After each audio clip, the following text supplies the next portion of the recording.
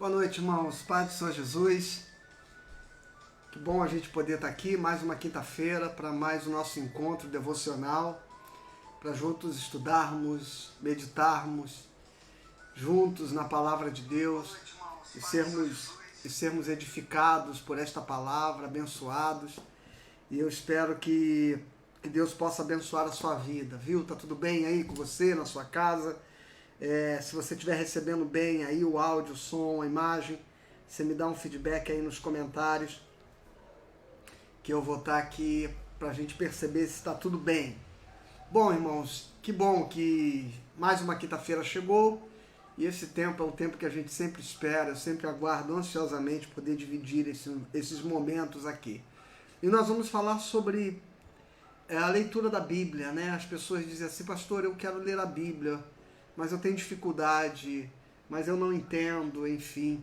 E um dos equívocos que muitas vezes a gente comete é que a gente acha que ler a Bíblia é como ler um livro, né? Você tira um momento por dia para você ler 2, 3 capítulos, e como se você estivesse lendo uma história. E por mais que isso seja sempre, ler a Bíblia é sempre proveitoso, é preciso que a gente entenda que este momento que nós passamos com a palavra de Deus precisa ser um momento revestido de qualidade, revestido de relacionamento.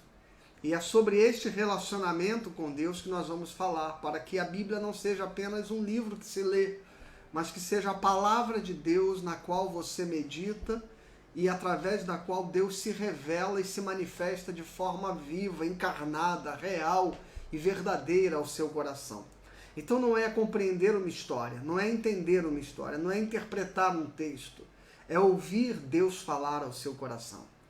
E é um pouquinho disso que nós vamos dividir aqui e aprender, falando um pouquinho sobre como estudar a Bíblia. E eu apresentei aqui na semana passada 12 métodos, baseado no livro do Rick Warren, que fala sobre isso. Mas eu disse que ia falar apenas em 2 aspectos, né? Resumidamente, falar hoje sobre a leitura devocional e na semana que vem falar sobre o estudo da Bíblia. E naturalmente eu não vou passar pelos métodos que são ali apresentados no livro do Rick Warren, mas eu vou apresentar aqui uma proposta de você estudar a Bíblia, inclusive para que você possa ler com alguém, ou ler com a sua família, ou fazer um grupo de estudos, ou ler com os colegas na faculdade, na escola, se você quiser fazer um grupo, uma célula, para ali você evangelizar. Nós vamos falar na semana que vem sobre um método de estudo indutivo da Bíblia. Então hoje vamos falar sobre a leitura devocional da Bíblia, e depois nós vamos falar sobre o estudo da Bíblia, especificamente aprendendo um pouquinho sobre o método do estudo indutivo da Bíblia, que é uma forma de leitura muito legal, que dá para fazer uma leitura bacana comunitária, que dá para fazer uma leitura indutiva e trabalhar textos de um modo indutivo em pequenos grupos, em células, de forma evangelística e para o aprendizado pessoal. Vamos então aproveitar esse tempo, né? Eu vou partir hoje do mesmo versículo que nós partimos na semana passada, o versículo do livro de Josué, porque ele é muito significativo para a nossa compreensão.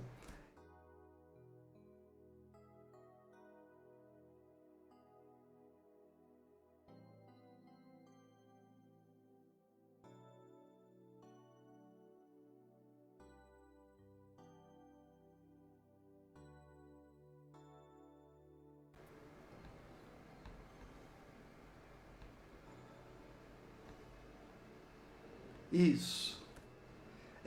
Lá a outra cena do texto bíblico eu estava sem áudio, né? Deixa eu ver se aqui na apresentação eu estou com áudio. Tô, beleza. Então, vamos lá. Enquanto você está aí com o texto bíblico na sua tela, eu vou rapidamente fechar aqui a minha janela.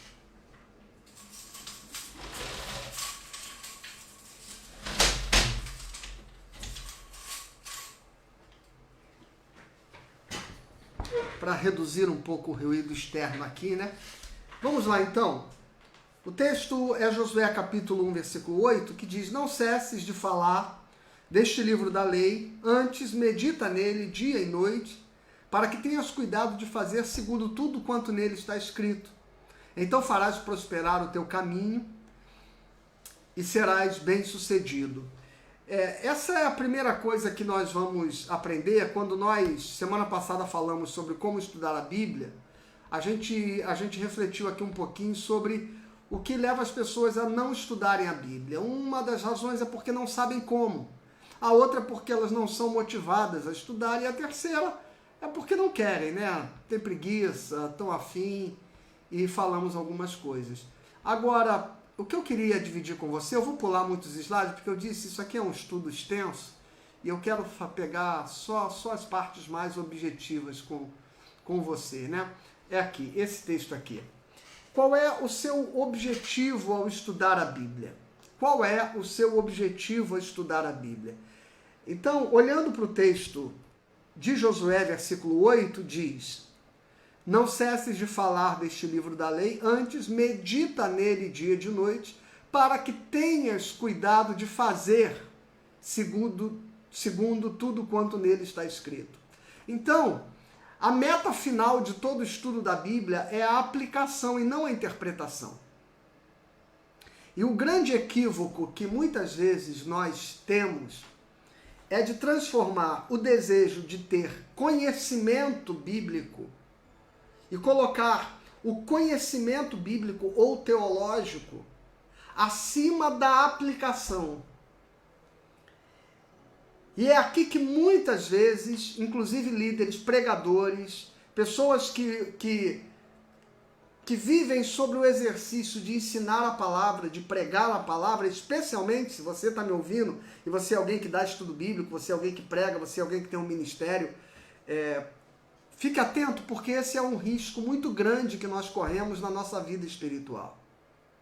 E a partir disso, a gente passa a viver a nossa vida espiritual, como diria um livro que eu estou lendo, a gente passa a viver andando de tanque vazio. E por que a gente passa a andar de tanque vazio? Porque a gente passa a fazer do nosso encontro com a Bíblia um encontro para estudar a Bíblia, para adquirir conhecimento a respeito da Bíblia. Então eu quero entender as doutrinas, eu quero entender...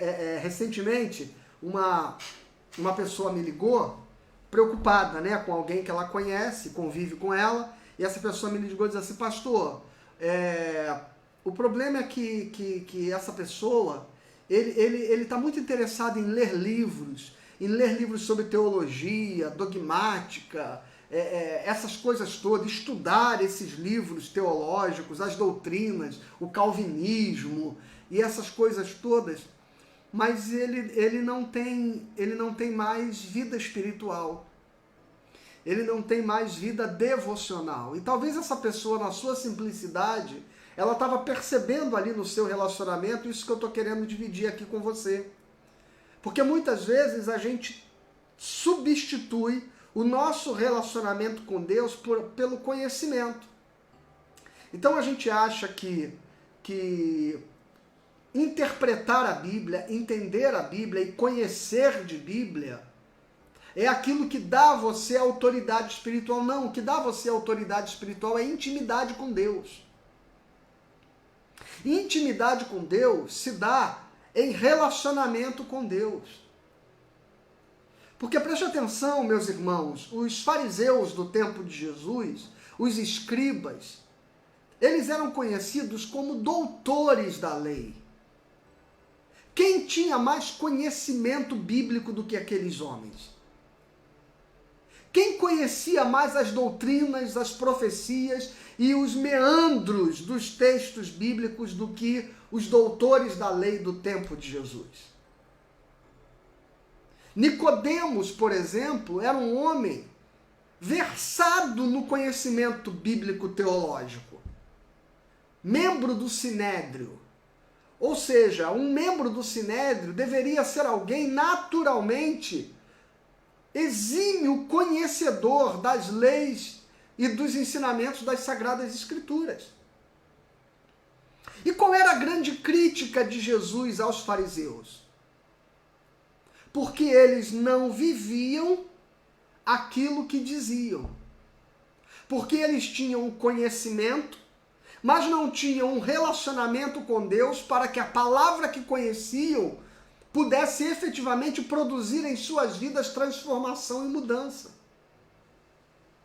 E olha que diferença. E quando Jesus ia para o templo ensinar, os evangelhos narram o seguinte: e ele falava e as pessoas se admiravam, porque ele falava como quem tem autoridade. Por que Jesus tem autoridade para falar? Porque ele é a palavra encarnada, porque ele tem relacionamento com o Pai, porque aquilo que ele fala provém daquilo que o Espírito Santo produz nos seus lábios. Então uma coisa é você estudar a Bíblia, outra coisa é você ter relacionamento com Deus. E é por isso que muitas vezes quando a gente acha que estudar a Bíblia, então eu vou voltar aqui para a frase, veja, a meta final de todo estudo da Bíblia é a aplicação e não a interpretação. Então o que importa não é o que você conhece sobre a Bíblia, é o que a Bíblia está produzindo de transformação em você. Então o que importa não é se você conhece teologia, conhece você que é presbiteriano, por exemplo, conhece o catecismo maior, o catecismo menor, a confissão de fé de Westminster.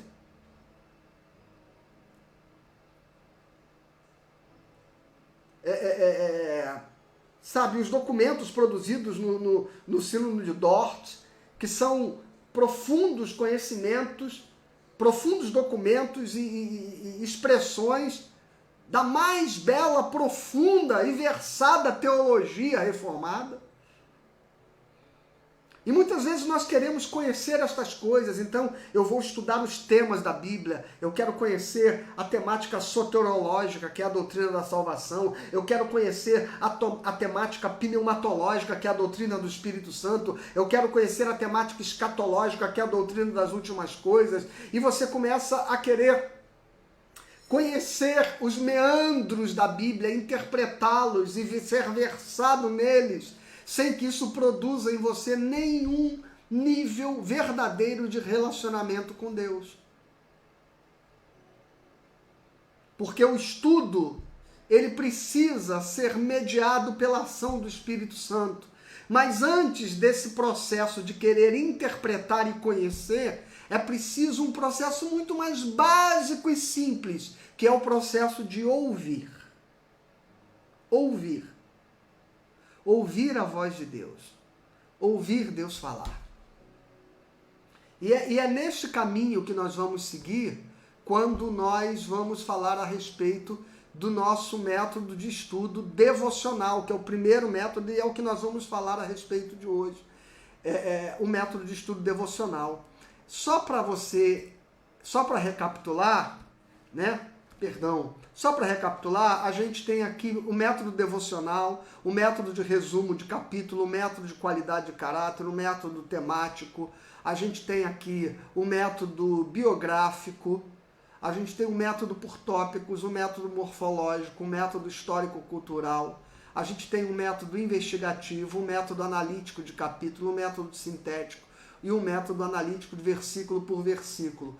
Nós vamos nos ater a este primeiro método. O que diz o primeiro método? Escolha uma pequena porção da Bíblia e medite com devoção no trecho selecionado, até que o Espírito Santo lhe mostre como aplicar a verdade na sua vida. Escreva uma aplicação pessoal. Está aqui, muito bem resumido, o que é o método devocional. Então a gente começou falando que a meta final é a aplicação e não a interpretação. Até porque, quando você vai fazer a sua leitura devocional da Bíblia, você não estará preocupado em ler textos extensos. Você deve se dedicar a ler pequenos trechos, resumidos trechos. Então você vai escolher um fragmento de um determinado capítulo da Bíblia para que você leia, para que você estude. Nós vamos ver aqui um exemplo bem básico, e com uma aplicação assim bem simplória, só para você entender este processo. Madame Guyon diz que esse é o primeiro passo da devocionalidade, né? Do livro que eu indiquei na semana passada. Conhecendo as profundezas, experimentando as profundezas de Jesus Cristo através da oração, né? Eu indiquei esse livro na semana que passou, é o livro da Madame Guyon, e você pode, se desejar, adquiri-lo, comprá-lo pela internet, ele custa baratinho. O meu, não sei se o preço ainda está aqui, não está, mas custou alguma coisa perto de R$20, por aí. Esse aqui nem é o meu, esse aqui é o da Margarete, o meu tá na minha mochila. Então, esse é o primeiro passo da devocionalidade, né? E eu acabei esquecendo de trazer para cá a minha... tá aqui, a minha Bíblia. Eu estou aqui com uma Bíblia de estudo, né? A Bíblia de estudo Herança Reformada. Essa daqui, ela ajuda muito no segundo processo, que é o processo de estudo da Bíblia. Eu vou falar dele semana que vem, tá bom? Então você ter uma boa Bíblia comentada, uma boa Bíblia de estudo ajuda bastante. E essa aqui é Herança Reformada. Tem outras Bíblias muito boas, tá? Então, irmãos, quando nós vamos para o método de estudo devocional, a primeira coisa a entender então é essa, que nós devemos buscar a aplicação. Nós precisamos ouvir Deus falar. A devocionalidade é um ambiente de meditação, não de estudo. Qual a diferença, pastor, de meditar e estudar? Estudar é tentar compreender, é tentar interpretar e é buscar o conhecimento a respeito de um texto, de um tema, de um determinado assunto dentro da palavra de Deus. A meditação é a reflexão espiritual que você é levado a fazer a partir de um versículo e que vai entrar em contato com a sua vida, com algo que Deus quer falar com você a respeito da situação, da circunstância e do momento que você está vivendo. Então, se eu for estudar a doutrina do Espírito Santo, eu vou falar, por exemplo, se eu estiver estudando sobre a doutrina pneumatologia, a doutrina do Espírito Santo. Então, eu vou buscar conhecer os atributos do Espírito Santo, a obra do Espírito Santo, a pessoa do Espírito Santo, a natureza do Espírito Santo, a ação do Espírito Santo, a sua ação criadora, a ação do Espírito Santo na salvação, na regeneração, na santificação, na revelação. Então, eu vou buscar conhecer a operação do Espírito Santo quando eu estou estudando a pneumatologia. E esse tema, se eu estiver estudando este tema, e o Joãozinho, o Zezinho e o Huguinho estiverem estudando o mesmo tema, usando o mesmo material, os mesmos estudos, nós vamos chegar às mesmas informações e ao mesmo conhecimento a respeito da natureza, da obra, da pessoa, dos atributos, da divindade do Espírito Santo. Porque isso são doutrinas, isso são conhecimentos que a esta hora da vida já estão sistematizados, né? Apesar de ter gente que hoje o tempo inteiro fica querendo inventar a roda, como se estivesse tendo uma nova revelação, é muita prepotência a gente acreditar que a gente hoje vai construir algum novo conhecimento, desprezando tudo que já foi construído, né? A partir dos grandes mestres da fé, desde a era patrística da igreja, passando por todas as eras do conhecimento teológico, da produção teológica, a teologia reformada e por aí vai, os grandes avivalistas. É claro que, naturalmente, todos esses conhecimentos precisam ser atualizados. Mas não tem nada de novo a se inventar a respeito de teologia. A Bíblia está revelada. Aliás, deixa eu dizer uma coisa a você. Guarda essa informação, viu? Há uma coisa que cessou. Depois que este livro foi concluído, uma coisa cessou e não acontece mais. A inspiração. A inspiração com que o Espírito Santo inspirou os autores das Sagradas Escrituras, isso cessou. Hoje o que opera em nós é a iluminação. É o Espírito Santo abrir os nossos olhos e a nossa mente para nós compreendermos aquilo que já foi revelado. O Espírito Santo vos fará lembrar daquilo que eu vos tenho dito. Lembra que Jesus falou isso? Então a obra do Espírito Santo hoje é de nos iluminar para nós compreendermos o que já está revelado. Por isso que essas historinhas de gente que entra em transe e traz uma nova revelação do céu e que traz uma visão do inferno e que visitou o vale de não sei quem lá no inferno e que foi não sei aonde e que viu estas novas inspirações, elas não existem. Por isso que nós recusamos determinados segmentos que se dizem cristãos evangélicos, né? E hoje muito menos se fala, mas nós temos alguns destes segmentos tratados como seita, não necessariamente porque eles vivem, se comportam ou interpretam a Bíblia como de um modo herético, mas porque eles trouxeram novos textos como sendo inspirados. É um caso de algumas denominações que eu não vou citar aqui, que eu não quero entrar no mérito, que parecem muito conosco, mas na verdade eles têm outros textos que julgam inspirados. Esse tipo de situação não podemos aceitar e admitir, porque a inspiração cessou quando a Sagrada Escritura foi nos dada e nos foi revelada. E isso cessou nos tempos apostólicos. Tá bom? Então, o que nós precisamos entender é que quando eu disse o Guinho, Zezinho, Luizinho estiverem estudando a Bíblia, e eu estiver estudando, se nós estivermos usando o mesmo comentarista, estivermos usando os mesmos textos sistemáticos, nós vamos chegar às mesmas conclusões e ao mesmo conhecimento, porque é um conhecimento que já está sistematizado. A base da fé reformada já está sistematizada.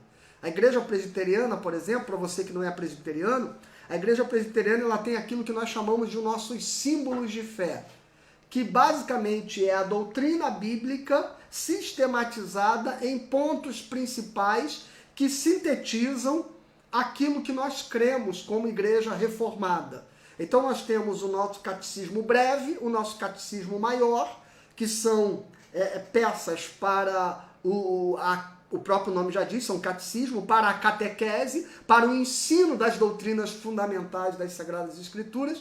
E nós temos aquilo que é a nossa confissão de fé, produzida em Westminster, a confissão de fé de Westminster, que é basicamente os pontos centrais da nossa fé.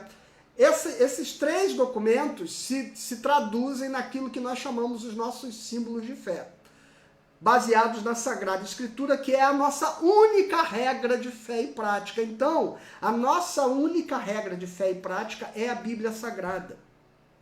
Aí João Calvino é alguém que sistematizou doutrinas das Sagradas Escrituras. Nenhum dos escritos de Calvino se baseiam em alguma revelação que ele diz ter recebido de uma nova palavra que seja alguma coisa diferente daquilo que está escrito das Sagradas Escrituras. Porque o Calvino não tem... Os textos calvinistas não são textos inspirados, são textos iluminados. Porque a inspiração está aqui. Então não houve nenhuma nova revelação, não há nenhuma revelação que João Calvino tenha colocado nas suas institutas e em todos os seus comentários bíblicos que não tenha sido baseado na sua observação exegética e hermenêutica das Sagradas Escrituras. É diferente de alguns escritos, por exemplo, de algumas seitas cristãs, que o seu líder diz que Jesus lhe apareceu e lhe revelou e lhe ditou determinados textos, e aí ele chega com uma nova obra, dizendo, não, então aqui tem um livro, aqui desse encontro, que fulano de tal, fundador da nossa igreja teve com Jesus, e Jesus falou esta revelação direta que traz novos textos inspirados, ela é apócrifa, herética, não não faz parte daquilo que nós entendemos como sendo a Sagrada Escritura. A Sagrada Escritura é a Bíblia Sagrada, composta pelos seus 66 livros, os 39 livros do Antigo Testamento e os 27 do Novo Testamento. E eu vou falar um pouquinho mais dessa estrutura na semana que vem, quando eu vou falar da divisão da Bíblia hebraica, da Tanakh, a Torá, os Nevims, os Ketuvins, e eu vou falar sobre esta composição toda, que é a lei, os escritos e os profetas, tá bom? Mas a gente fala disso na semana que vem. Então, o que nós precisamos entender? Que esse estudo que eu estou fazendo com o Zezinho, o Guinho, o Luizinho, esse estudo é um estudo daquilo que já está sistematizado. O que esse tema vai dizer a mim, vai dizer a eles igualmente. Agora, o estudo devocional, que é o que nós estamos falando aqui hoje, é aquilo que o Espírito Santo vai falar ao seu coração. É o modo como a palavra de Deus vai se tornar viva para o momento e para aquilo que Deus quer operar e manifestar na sua vida. Para que aquilo se transforme em algo que você vai, olha aí o que está escrito, aplicar na sua vida. É algo de uma experiência pessoal que você precisa aprender a ter com as Sagradas Escrituras e com a Palavra de Deus. Tá bom? Então, por que a necessidade da aplicação? Porque não há como conhecer mais a Palavra de Deus a menos que você aplique a sua vida. Então, pega aí a sua Bíblia, se você puder, e abra no texto do Evangelho de Mateus. Eu vou projetar o texto aqui com você, no capítulo 22, no versículo 29.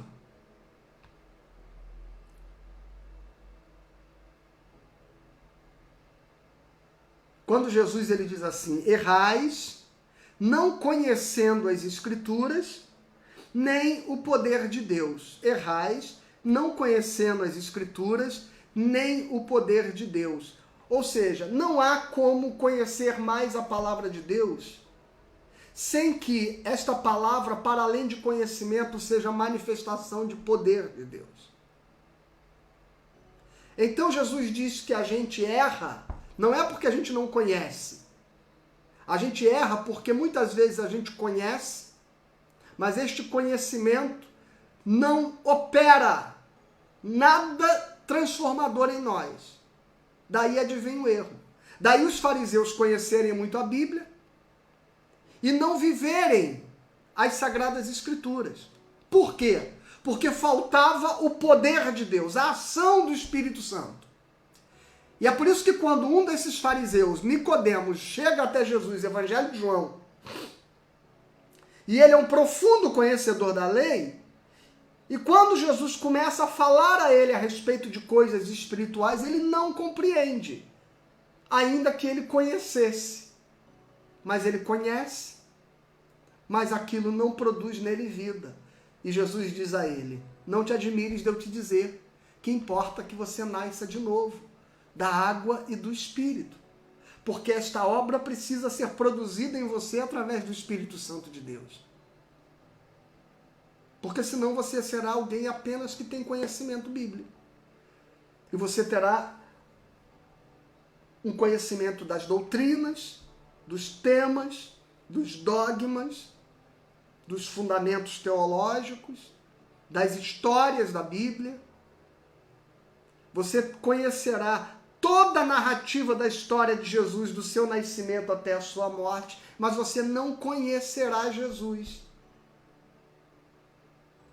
se ele não sair das páginas de um modo vivo e encarnado e se revelar ao seu coração através do Espírito Santo de Deus.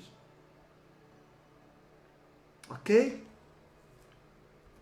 Então, estudar a palavra de Deus pode ser perigoso se você estuda sem aplicá-la. Porque estudar a Bíblia sem aplicar leva ao legalismo. Já que eu estou em Mateus, do capítulo 21, eu vou dar um pulo direto aqui para o capítulo 23, no versículo 13, que diz assim: ai de vós, escribas e fariseus hipócritas, porque fechais o reino dos céus diante dos homens, porque vós não entrais, nem deixais entrar os que estão entrando. E olha só, que eu estava falando desses caras, porque eles conhecem as Sagradas Escrituras, mas elas não produzem transformação neles. Porque eles não têm relacionamento com Deus, através da iluminação do Espírito Santo. Então, esse é um dos aspectos aqui que nós estamos falando sobre a leitura devocional. Então vamos lá, 4 etapas para uma aplicação prática, para você fazer a leitura devocional da Bíblia. Então a primeira coisa, quando você for ler a Bíblia de forma devocional, escolha um texto, não vai naquele negócio de adivinhação não, tá bom? Senhor, me dá um texto, entendeu? Aí você abre assim, né, para descobrir qual é o texto que o Senhor está te dando. Escolhe um texto, diz assim, eu vou ler aqui o Evangelho de João, né? Vou pegar aqui João, que é um texto que a gente tem pregado todos os domingos, né?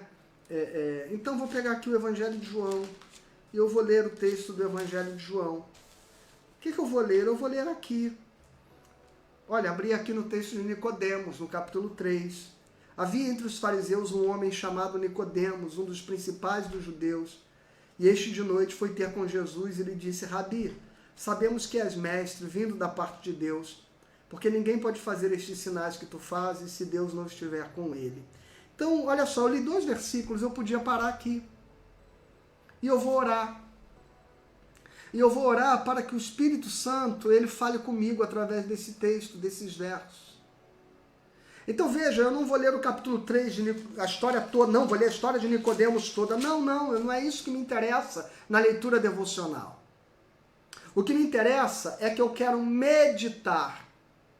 É meditação que a gente vai fazer. Pastor, uma meditação não é coisa oriental, essas coisas. Irmãos, olha só, nós permitimos que muitas coisas que a Bíblia nos ensina fossem apropriadas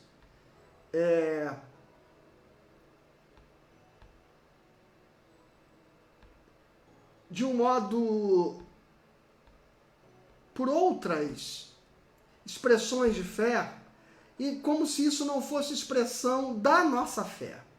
Então, olha só esse texto que eu vou mostrar para você.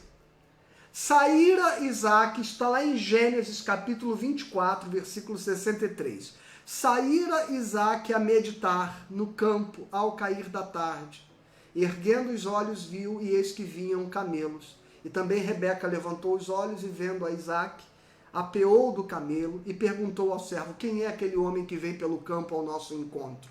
É o meu senhor, respondeu o servo, né? Então tomou ela o véu e se cobriu. Então, olha só, o que Isaac estava fazendo? Isaac, ele se afastou de casa e ele foi para o campo procurar um lugar ao cair da tarde para meditar. Então veja que isso era um hábito.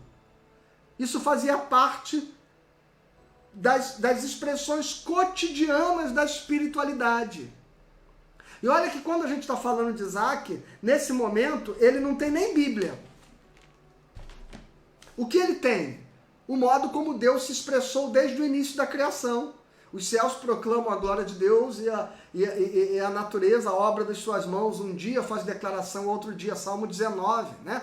O apóstolo Paulo diz em Romanos, no capítulo 1, porque tudo que se poderia conhecer a respeito de Deus, tanto seus atributos, como a sua divindade, como a sua glória e seu eterno poder, foram plenamente revelados desde o início da criação por todas as coisas que foram criadas.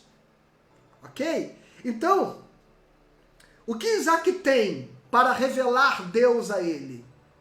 A criação. E é por isso que as meditações do salmista, por exemplo, elas são sempre fazendo paralelos com expressões da natureza.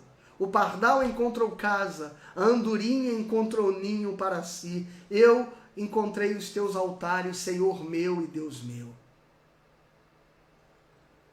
Então, como que o salmista compõe algo tão profundo? Certamente, na criação leva ele a observar a glória de Deus e passar a refletir sobre a sua vida.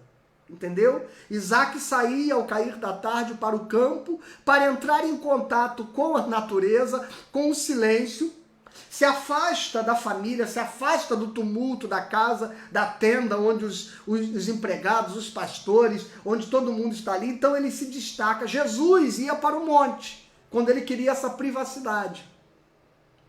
Jesus ia para o monte. No domingo próximo de manhã, nós vamos pregar o Evangelho de João, capítulo 6, quando, após multiplicar os pães e os peixes, Jesus, ao ser cercado pela multidão, ele se retira sozinho, nem os discípulos ele leva para o monte. E o que ele vai fazer no monte? Ele vai meditar, ele vai orar. Pois é, porque a meditação, ela é parte da espiritualidade cristã, não é coisa oriental, essas coisas que nós vamos acreditando ser. Olha o que o salmista Davi diz, Salmo 27, versículo 4.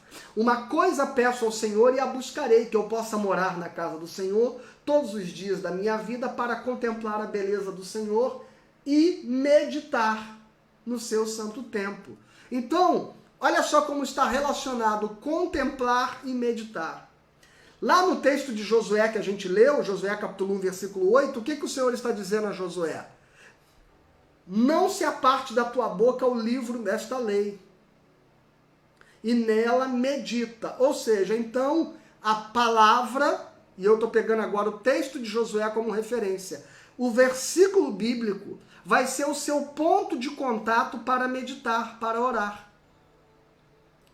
Assim como o salmista olhava o pardalzinho fazendo o seu ninho e se aconchegando, e aconchegando ali os seus filhotes, e aquela família de pardais, e a alegria, e eles cantando, como aquilo revelava paz, como aquilo revelava beleza, como aquele ambiente expressava um ambiente seguro. Davi começava a perceber o quanto assim era quando ele estava na presença de Deus. Quando ele entrava no santuário, quando ele entrava em oração, ele dizia: eu me sinto como os pardais. O pardal encontrou casa, a andorinha encontrou ninho, eu encontrei os teus altares, Senhor, Rei meu e Deus meu. O que então é a leitura devocional da Bíblia? É quando a palavra de Deus, porque agora nós temos a palavra, aquilo que Isaac não tinha, porque Isaac só tinha a beleza da criação, agora você tem a palavra revelada. Examinais as escrituras, porque julgais ter nelas vida eterna, e são elas mesmas que testificam de mim, disse Jesus. Então, você tem a palavra como sendo o seu ponto de contato através do qual Deus vai se revelar a você. Não que esta meditação da contemplação da natureza não existe. Pelo contrário, nós precisaríamos resgatar isso. O problema é que para onde você olha hoje tem barulho, tem tumulto, enfim, a gente perde a perspectiva da beleza que está nos cercando. E a gente já nem liga mais para aquilo que é assim tão magnífico. Então, um homem chamado Nicodemos, então o que você vai fazer? Você vai orar em busca de compreensões. E que compreensões é essa? Olha o que diz aqui a etapa 1. Compreensões intuitivas. Por que são compreensões intuitivas? Porque não é alguma coisa que eu vou ler aqui no comentário do rodapé. Deixa eu ver aqui o que significa. Aqui está escrito que no capítulo 3, no versículo 2, a expressão de noite, estou lendo aqui o comentário da Bíblia, tá? De noite, evidentemente para não ser visto por outros fariseus, esse evento parece ter ocorrido em Jerusalém, e Nicodemos demonstrou o tipo de fé baseada em milagres que Jesus acabara de rejeitar no capítulo 2, no versículo 23 a 25.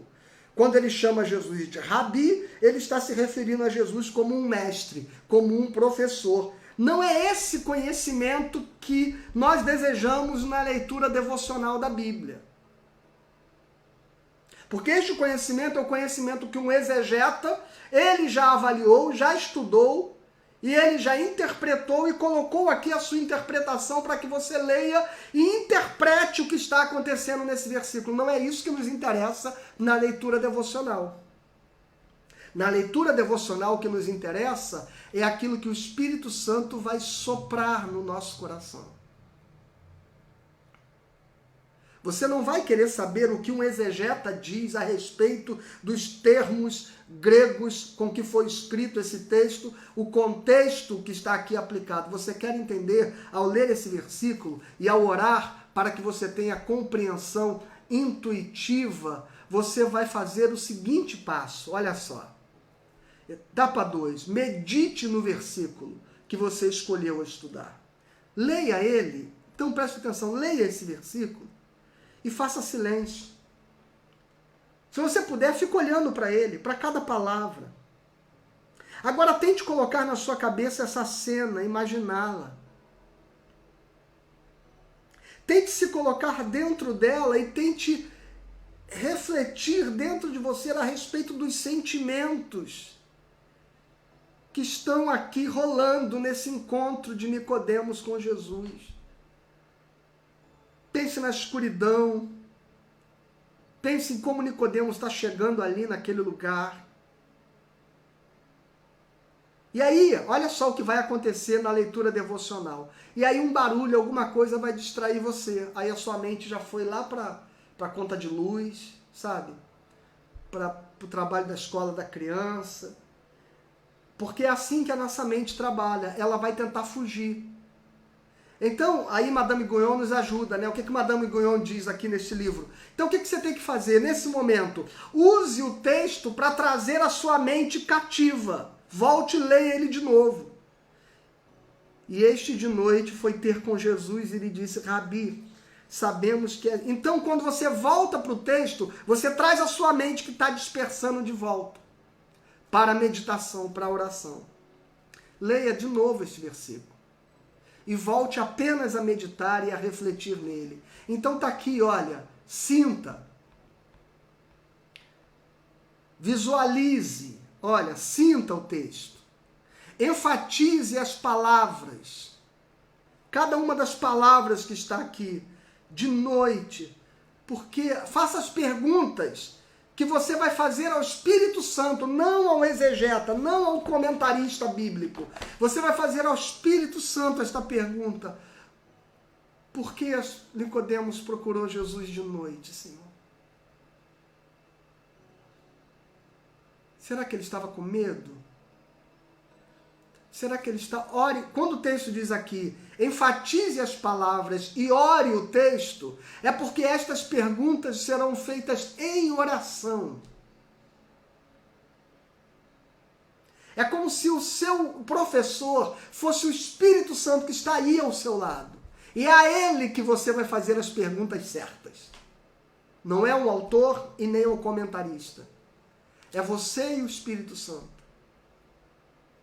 Por que, Senhor? Por que ele foi à noite? Porque ele estava com medo, Senhor. Aí o Espírito Santo começa a te dar respostas. Senhor, será que eu tenho tido medo de me entregar a Ti? Senhor, será que eu tenho tido vergonha?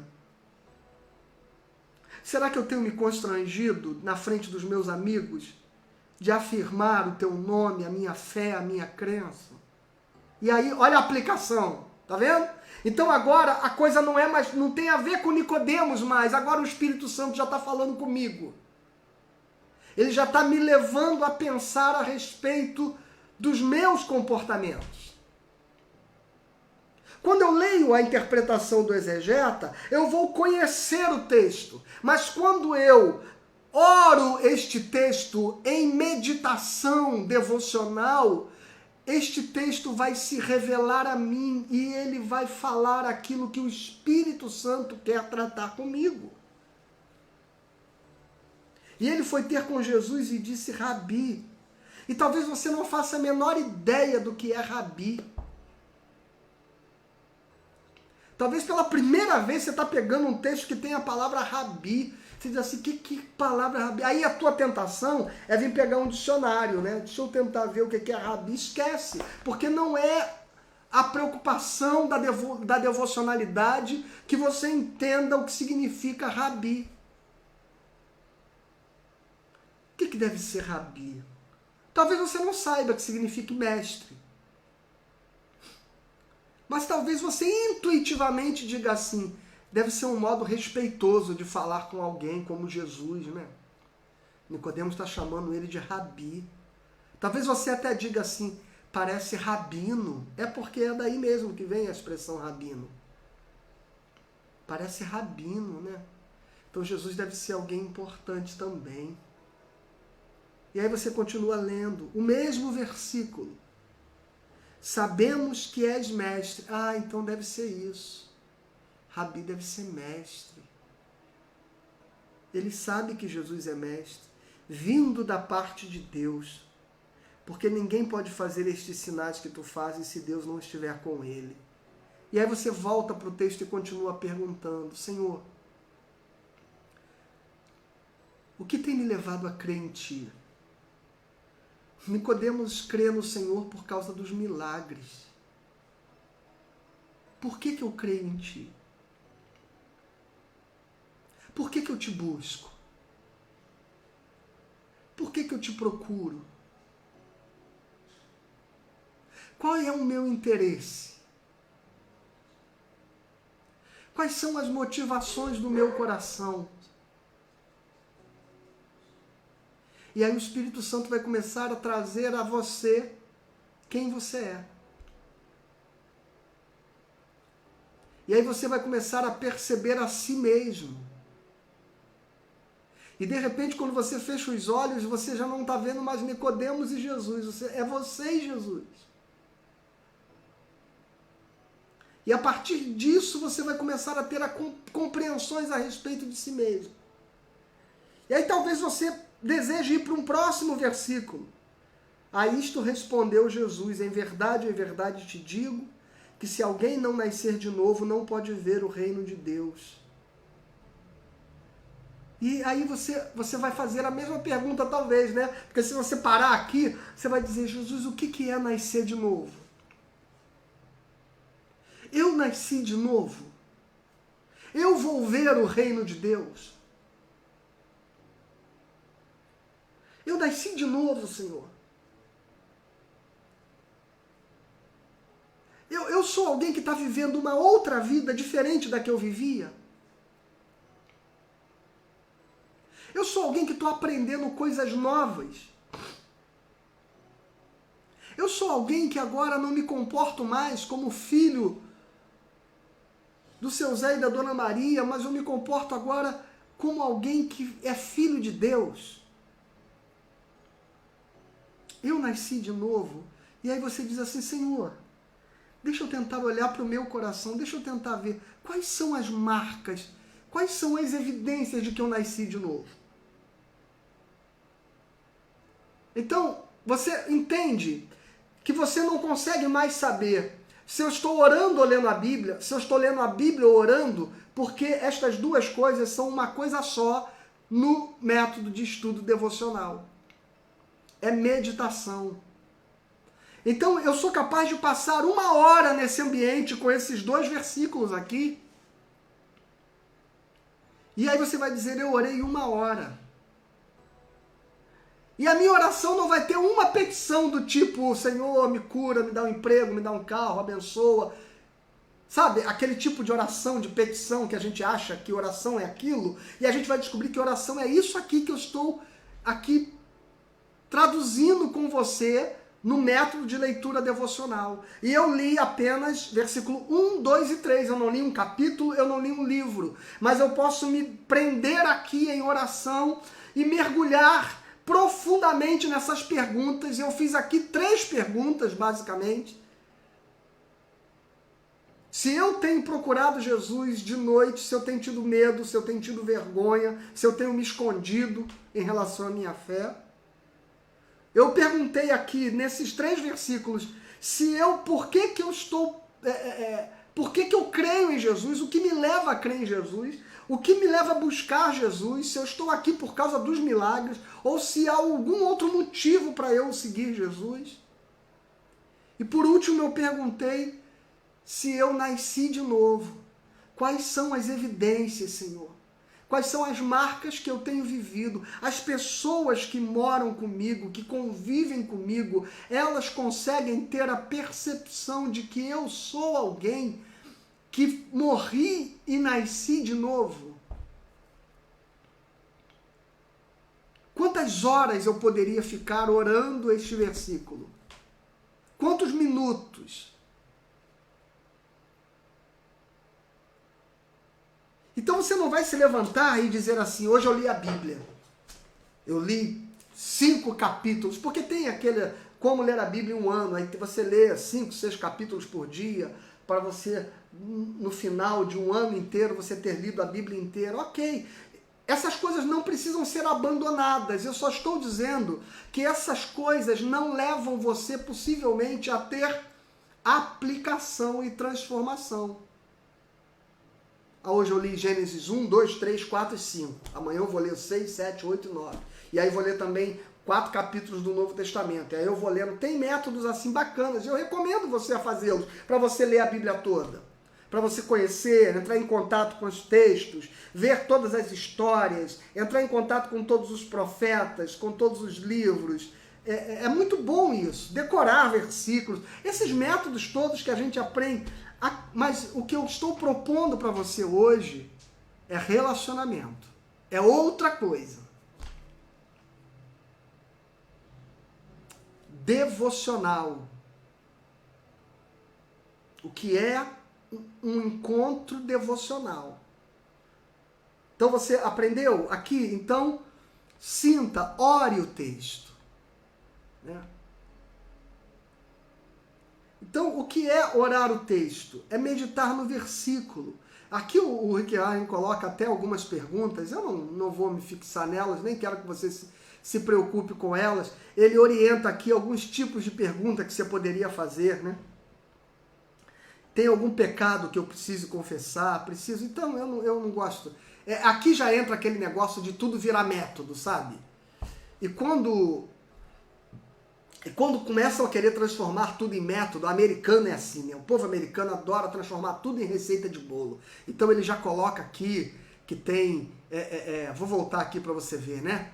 Que tem uma palavra, papel move, e esta palavra, cada letra significa uma pergunta, pecado a confessar, atitude a mudar, promessa a buscar, exemplo a seguir. Irmãos, quando começa a transformar em receita de bolo, eu confesso a você, eu tô fora. Tô fora. Tô fora com essas receitinhas de bolo, aí você vai ficar, decorar, vai escrever na parede, papel move. Qual pergunta que eu tenho que fazer? Não, deixe o texto provocar. Porque quando eu começo a trazer um método para aplicar ao estudo devocional, e aqui eu discordo totalmente do Rick Warren, quando eu começo a trazer perguntas pré-formuladas, eu estou limitando o modo através do qual o Espírito Santo quer falar e tratar comigo naquele momento. Aí eu vou começar aqui, tem algum pecado a confessar, e você vai ficar meia hora procurando alguma coisa, e pode ser que nesse momento o Espírito Santo não esteja querendo tratar de pecado com você. Talvez ele esteja querendo te chamar para uma missão, querendo te dar uma palavra de encorajamento. E aí você vai ficar com um papel móvel do Rick Warren aqui, com a receita de bolo, fazendo pergunta, tem algum pecado a confessar? Então esquece isso. Veja, eu fiz perguntas que o texto evocou, que o texto me provocou a perguntar. E aí você diz assim, pastor, mas eu li um versículo aqui agora e eu não consigo imaginar pergunta nenhuma. Então leia de novo e ore por isso. E ore para que o Espírito Santo fale com você. E talvez é aí que você tem que ficar. Nesta busca de que o Espírito Santo comece a ajudar você a ver palavras do texto saltarem aos olhos e começarem a se tornarem vivas diante de você. Talvez a sua experiência de leitura devocional, nos primeiros momentos, não te leve a nenhuma conclusão, a nenhuma resposta, a nenhuma pergunta. Talvez ele te leve apenas a este ambiente. Senhor, me ajuda. Lê o versículo de novo e ora de novo. Repete o versículo, traz ele para sua mente. E talvez você fique meia hora nesse processo e diga assim, Jesus, eu não consegui aprender nada hoje. Não se frustre. Não se frustre. Existem aqueles encontros que a gente se aproxima de alguém e a gente não sabe muito o que dizer e a pessoa também não sabe muito o que dizer e a gente simplesmente se olha, né? Coloca a mão sobre a mão do outro assim, né? Dá aquela batidinha, toca o ombro da pessoa e aí ficam os dois parados ali durante meia hora olhando para o nada, né? E depois deste tempo todo se abraçam, se despedem, cada um vai para o seu canto. E você diz, mas para que serviu meia hora ali? Ah, serviu para muita coisa. O encontro, a presença, o tempo dedicado ao outro, o olhar que foi trocado. Então não vá para o encontro com Deus com expectativa de que toda vez que você for, você vai ouvir alguma coisa, receber alguma palavra, ou você vai ter algo a dizer. Eu quero lembrar uma vez que já contei esse exemplo, e já repeti isso várias vezes, né?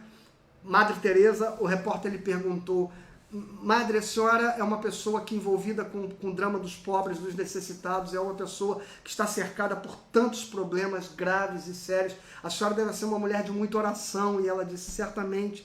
E o repórter disse, quando a senhora ora, o que a senhora fala para Deus? E ela diz assim, filho, eu não falo nada, eu só ouço. E o repórter disse, então, o que Deus fala para a senhora? E ela disse, Deus também não fala nada, ele também só ouve. Que ambiente é esse, onde a oração é silêncio? Talvez você comece por aí. E talvez em alguns momentos você vai passar muitos minutos lendo um fragmento de versículo e orando por ele, e você sairá dali como se nada tivesse efetivamente sido produzido de novo, de revelação no seu coração. Mas engano seu. O encontro, a presença, a intimidade foi construída com o Espírito Santo, com o Senhor, naquele tempo de qualidade que você dedicou para estar ali. Então, esquece essas receitas de bolo. Ore em busca de compreensões. Medite no versículo. Até aqui eu já fui com você. E aí, olha só que coisa legal. E aí, irmãos, o tópico 3 aqui,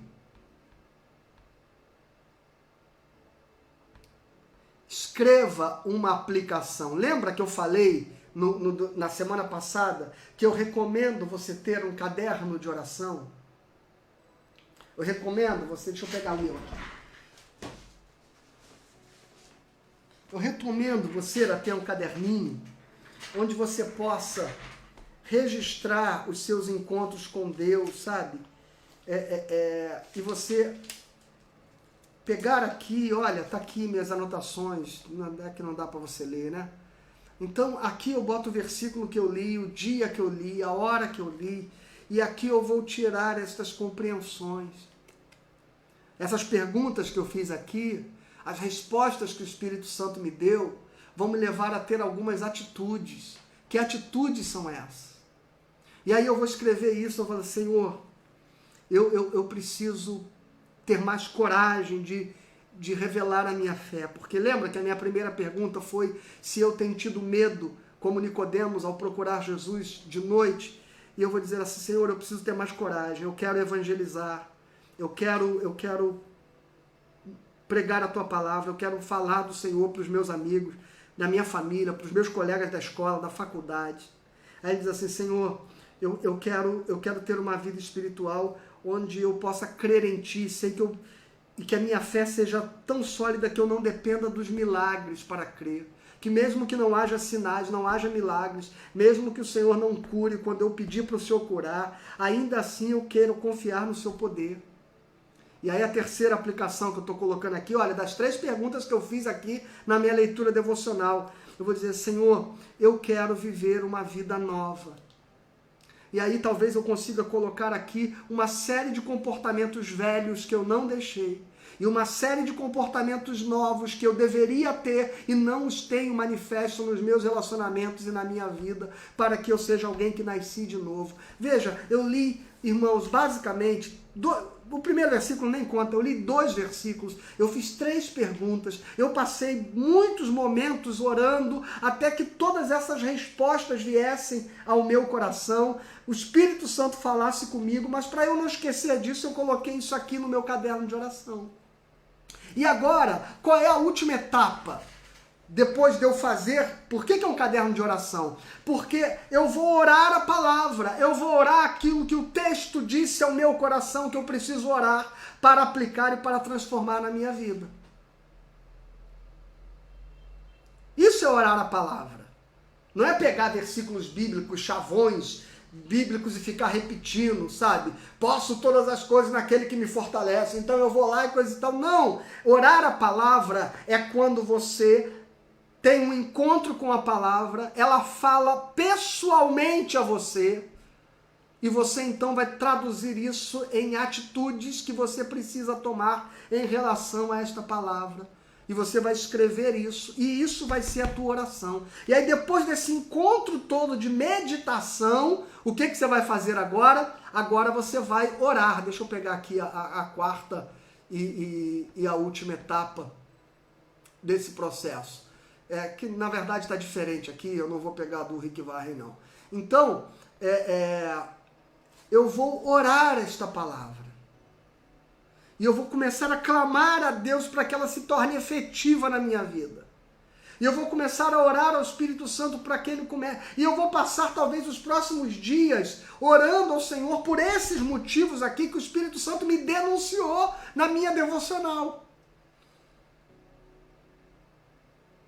Então, quando eu chego aqui para dividir com vocês às quintas-feiras, às vezes um texto de leitura devocional, e eu trago um monte de ensinos, um monte de reflexões, um monte de coisas que me comovem, que me tocam, são temas e foram temas que o Espírito Santo começou a inquietar no meu coração, na minha devocional.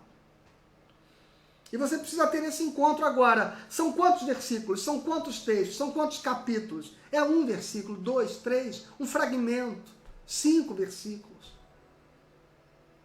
E hoje eu li aqui como exemplo apenas 2. Agora, o que é legal, aí esse texto aqui, essa parte aqui, eu disse que eu não gosto de receita de bolo, mas esse pedacinho aqui do Rick Warren, eu gostei. E eu quero dividir com você. Ou seja, a aplicação deve ser pessoal. Escreva na primeira pessoa. Então a leitura devocional da Bíblia são coisas que você precisa trazer para aplicação ao seu coração. Porque tem gente que adora ler a Bíblia para aplicar nos outros, né? Para corrigir os outros. O Senhor me deu aqui uma revelação aqui, e é uma repreensão aqui. E começa a pegar aquilo que ele leu para ficar apontando. Irmãos, use a sua leitura devocional para que haja aplicação na sua vida. Então você diz assim, eu, mim, meu, minha, meus, minha, é comigo que Deus está falando. Segunda coisa, a aplicação deve ser prática. Algo que você possa fazer. Uma ação objetiva, uma ação específica que você possa fazer. Terceira coisa, algo que deve ser possível.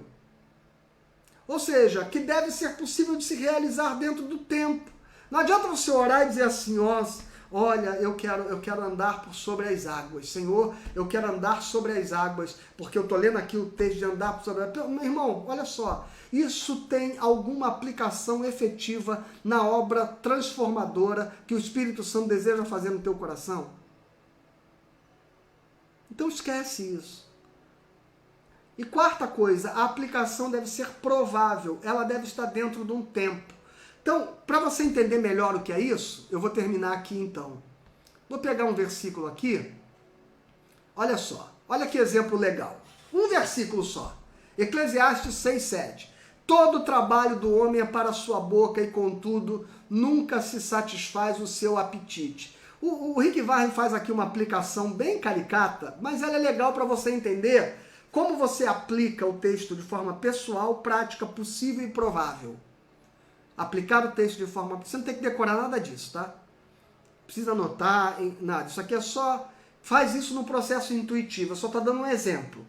Pessoal, prático, possível e provável. O que é pessoal? Eu tenho que fazer alguma coisa. O que é que eu tenho que fazer? O que o texto de Eclesiastes 6,7 me diz que eu tenho que fazer? Eu tenho que perder peso. Olha só, é a prática. Então, é pessoal porque sou eu que tenho que fazer. É prático porque é algo que vai se tornar uma ação da minha vida. Uma meta para mim. Eu tenho que perder peso. Ela é possível quando eu começo a colocar isso dentro de um limite. Eu tenho que perder 3 quilos. Então, olha só, eu tenho que perder peso, eu tenho que perder 3 quilos, e ela é provável quando eu coloco isso dentro do tempo. Eu tenho que perder 3 quilos em um mês. E aí você começa a orar para que Deus te ajude. Para que Deus... Não adianta você dizer assim, Senhor, eu preciso perder 3 quilos. Irmão, já tem uma unção aí de emagrecimento, que os caras oram e a pessoa perde 2 números É uma palhaçada. Quando você ora e você é constrangido, eu passei por um momento de constrangimento do Espírito Santo recentemente. E aí eu tomei algumas decisões na minha vida. Só que eu tenho que levantar e colocar isso dentro de um projeto. E eu saí e me matriculei e fui fazer natação. Hoje, antes de vir para cá, né, eu terminei minha atividade profissional, saí, fui à natação, nadei 1.200 metros, voltei para cá e comecei a nossa devocional. Estou fazendo isso regularmente nas últimas semanas e pretendo continuar. Por quê? Porque fui constrangido ao Espírito Santo que eu tinha que tomar uma atitude em relação a alguns processos do meu sedentarismo. E não adianta eu orar isso e achar, sabe, que o Espírito Santo vai ser igual aquelas cintas mágicas que você compra no Polishop, que você bota na barriga, emagreça sem levantar da cama, e ela vai vibrar, vai botar ultrassom. Não é assim que o Espírito Santo trabalha. O Espírito Santo trabalha levando a gente a tomar atitudes práticas, possíveis e prováveis. Prática porque é alguma coisa que eu preciso fazer e mudar. Possível porque é alguma coisa que eu dimensiono e quantifico, para que eu possa medir se eu atingir este objetivo. E terceiro, é provável porque eu quero determinar em quanto tempo eu preciso alcançar isso. É claro que nada é matemático, tá, gente?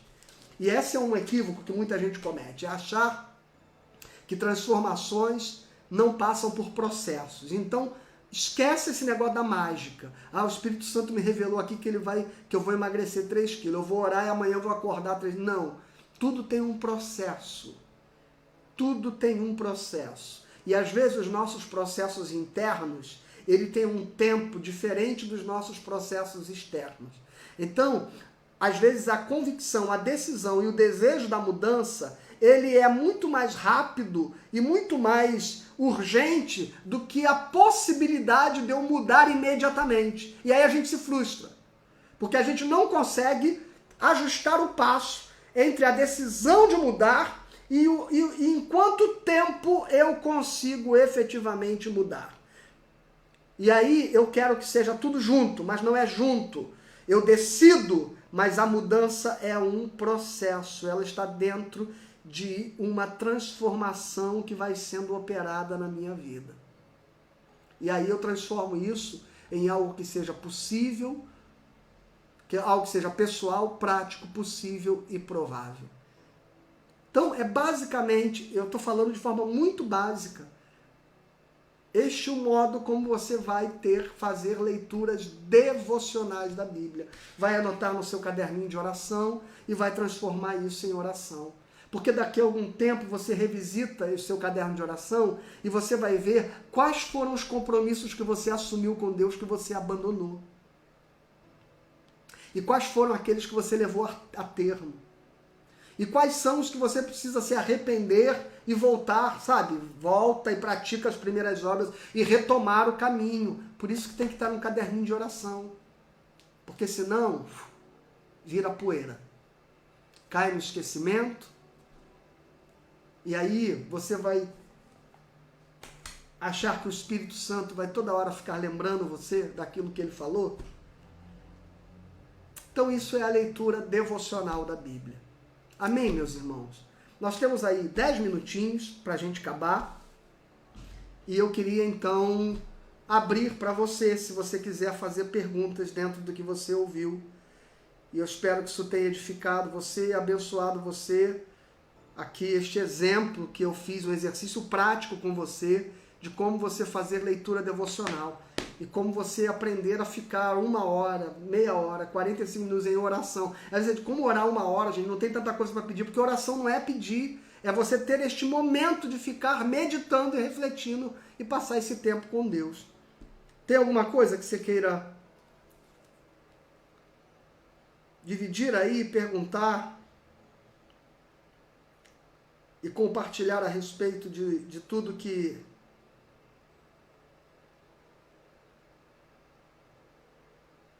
nós falamos aqui?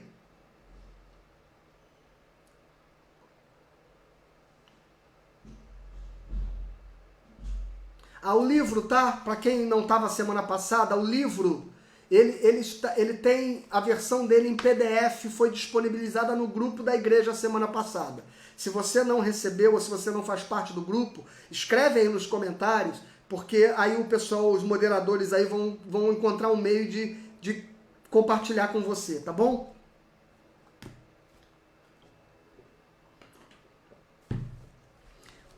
Eu confesso que eu prefiro comprar.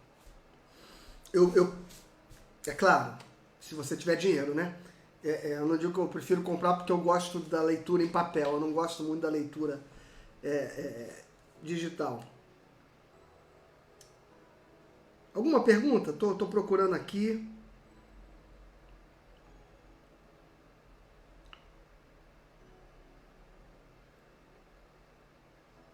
A Sueli dizendo que tem muitas orações escritas em agendas. É bom a gente ter um caderno de oração, porque a gente concentra tudo num lugar, isso vai se tornando uma grande... Talvez você possa fazer isso no computador, no celular, num caderninho de notas, né? Hoje a gente tem a tecnologia. A Cícera aqui dizendo, muito bom estudo, clareou a minha mente. Bom, não temos perguntas? Não temos dúvidas, não temos comentários. Deus abençoe. Semana que vem nós vamos falar sobre estudar a Bíblia. Aí é uma outra história. Aí existem algumas ferramentas, né? Como eu já disse aqui, uma boa Bíblia de estudo. Eu uso essa, a Herança Reformada, bons comentaristas bíblicos, e outros dicionários, chave bíblica e coisas desse tipo. Hoje nós temos muitas ferramentas digitais, eu mostrei semana passada, vou mostrar de novo semana que vem, mas eu especificamente vou falar sobre um método de estudo indutivo. E se não der tempo de falar tudo na semana que vem, a gente leva aí mais 2 quintas-feiras para mostrar para você o método de estudo indutivo. E eu também tenho um material, uma apostila, que eu posso dividir com você e a gente compartilha para você ter exemplos de como fazer um estudo indutivo da Bíblia, tá bom? Vamos orar, Deus abençoe você. A gente vai estar junto no próximo domingo, no culto, às 9 da manhã e às 19 horas. E eu aguardo você para nós louvarmos ao Senhor e ouvirmos a palavra do Senhor ao nosso coração. Vamos falar sobre o texto de manhã, que Jesus anda sobre as águas, e certamente será uma mensagem que vai falar ao teu coração. E à noite nós vamos pregar o texto, que é o texto que está sendo estudado pelos casais na sexta-feira, e nós vamos terminar este tema amanhã, às 20 horas, no encontro de família. Se você quer participar, é só você ficar atento que o link é repartido nos grupos da igreja, para que você participe lá no nosso PG, nosso pequeno grupo de família. Não é live, é o aplicativo Zoom, a gente faz por videoconferência, todo mundo se fala, a gente interage, a gente comenta, participa juntos. E eu e minha esposa estamos falando sobre a história do nosso casamento, das crises que vivemos e como Deus nos restaurou. E estamos fazendo isso à luz da história de Davi. Então estamos no primeiro capítulo dessa história, que é Adulão, que é o nome da caverna onde Davi se esconde quando está fugindo de Saul. E à luz dessa história, nós temos falado nas últimas sextas-feiras, amanhã a gente conclui, e eu vou pregar domingo à noite esta temática a respeito da caverna de Adulão. E eu aguardo você nos nossos cultos às 9 e às 19 horas. E amanhã, se você quer participar do pequeno grupo de família. A nossa irmã Sueli está dizendo, maravilhoso chegar perto e aconchegar-se ao Senhor. Boa noite, pastor. Muito abençoada a palavra. Amém, minha irmã. Deus abençoe, viu? Amém a todos. A Arlinda está dizendo, aprendi hoje o que não aprendi em 10 anos. Abriu meu entendimento. Glória a Deus, minha irmã. Que bom que está abençoando a vida de vocês, viu? A Cícera, eu já tinha lido o comentário dela. Aqui o Alexandre dizendo, muito maravilhoso o estudo, que Deus continue iluminando sua vida, reverendo Fábio. Amém. Obrigado, Alexandre. Ore por nós. Vamos orar e nós vamos terminar. Se você quiser botar comentário, pode botar aqui. Depois eu leio ainda quando a gente terminar de orar. Pai, obrigado por essa noite, por esse encontro, onde nós podemos dividir aqui uma maneira de nós termos um encontro devocional com as Sagradas Escrituras e aprender a ler a Bíblia nessa experiência de oração e a experiência da meditação, a experiência que Jesus orava com o Pai no monte, com que os grandes heróis da fé se retiravam para o silêncio da oração, e nós queremos aprender a ter estes momentos de intimidade contigo. Nos ajude, nos abençoe, e abençoe o teu povo e edifique a tua igreja. Para a glória do nome de Jesus. Amém. Aleluia. Bom, se você não conseguiu assistir tudo, se você chegou depois, se você perdeu alguma parte, assim que a gente terminar o vídeo, ele leva uns minutinhos e logo depois ele fica disponível, salvo, para que você possa assistir aí no Facebook. E a partir de amanhã, quem sabe, ele também fica lá no YouTube para que você possa acessar. Tá ok? Curte, compartilha, marque aí as pessoas, manda esse link para quem você quiser e desejar, segue a nossa página, se inscreve lá no YouTube e assim você vai nos ajudando a proclamar a palavra de Deus e anunciar o Evangelho. Amém? Até breve, uma boa sexta-feira, um bom final de semana para você e que Deus abençoe a sua vida, a sua casa, a sua família, hoje e sempre. Amém e amém.